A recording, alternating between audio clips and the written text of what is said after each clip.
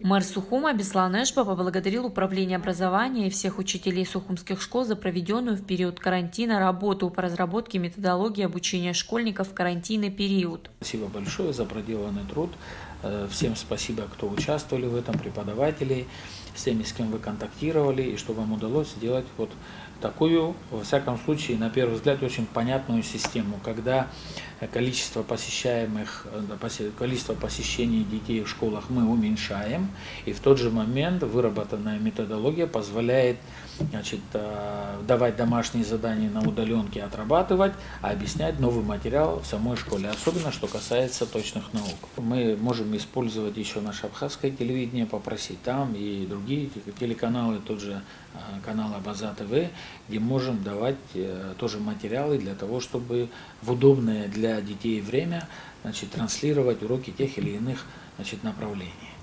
Поэтому это тоже можно было бы предусмотреть там, где мы можем не успеть или не закрыть какую-то тему, которая может выпасть вдруг. Этим самым можем воспользоваться. Я думаю, все пойдут навстречу. Самое главное – насытить информацией, насытить образованием наших детей. Астан Татаргил отметила, что учителя и работники дошкольных учреждений продолжают получать заработную плату. Они работают над тем, как продолжить учебный процесс после карантина или в случае его продления. Методистами Управления образования администрации города Сухум была разработана методика образовательного процесса в период ограничительных мер, которую представили в Министерство образования и в администрацию столицы. Если действительно мы примем такое решение, пойдем по такому пути, то это получается, что общеобразовательный процесс пятидневный растягиваем на 6 дней. Начальный блок начального звена – это получается, значит, понедельник, вторник, среда для старшего звена. И так как суббота, субботний день, мы все-таки решили, чтобы перевести детей начального звена с тем, что один день нерабочий, родители тоже будут дома и могут уделить внимание своим детям. Исходя из этого, значит, эти уроки будут называться гибридными. По тематическому плану и по календарному, если мы, значит, делаем охват, то учебный год в год имеет, получается, месяц 706 уроков. Мы сократили уроки, то есть 3 на 3. На сегодняшний день во всех школах материально-техническая база не позволяет на уровне проводить онлайн-уроки, но мы уже их проводим. Правда, мы выбрали разные пути. Есть категория педагогов, которые уже занимаются по Zoom. На сегодняшний день в 11 классах сухумских школ на медали претендуют 21 учащихся. Они занимаются онлайн по Zoom.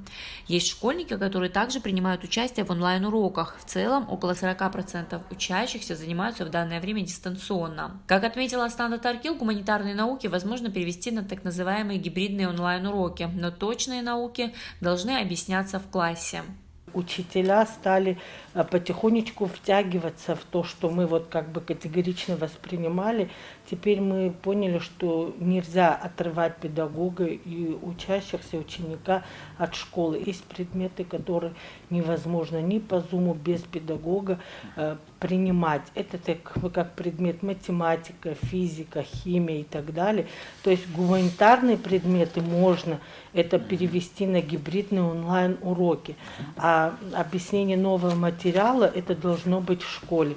Исходя из этого мы проработали вот такую работу.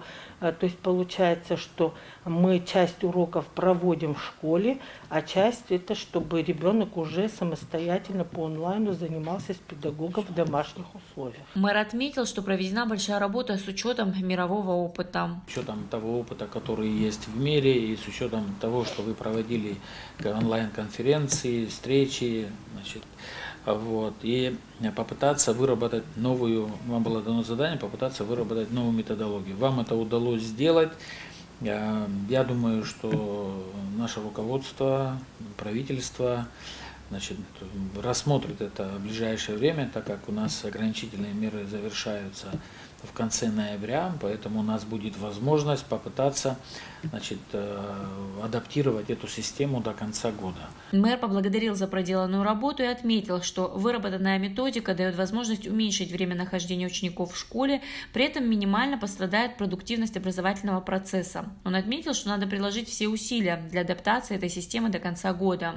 Элана Какаля, Давид Авицбах, пресс-служба администрации города Сухум.